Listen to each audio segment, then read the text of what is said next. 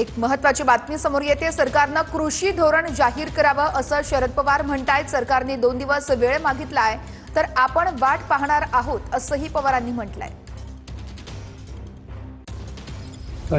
की सरकारने जाहीर केलं की आम्ही या आठवड्यामध्ये शक्यतो उद्या परवा आमची नवीन पॉलिसी काय आहे ही जाहीर करतो। तर 2 दिवस त्यांनी मागितले, 2 दिवस वाट बघितली पाहिजे। आमचा आग्रह हा आहे की आतापर्यंत अतिवृष्टी ही महाराष्ट्राला काही नवीन नसते, पण यावेळी जे नुकसान झालं असं नुकसान यापूर्वी कधीही झालेलं नसतं। आणि विशेषतः मराठवाडा एक तर दुष्काळात मराठवाडा सापडतो आणि यंदाच्या वेळी अतिवृष्टीमध्ये त्याच्याबरोबर सोलापूरचा काही भाग आणि सातारा जिल्ह्याचा सुद्धा इथल्या जवळचा काही भाग, या सगळ्या ठिकाणी अतोनात नुकसान शेतकऱ्यांचं झाले।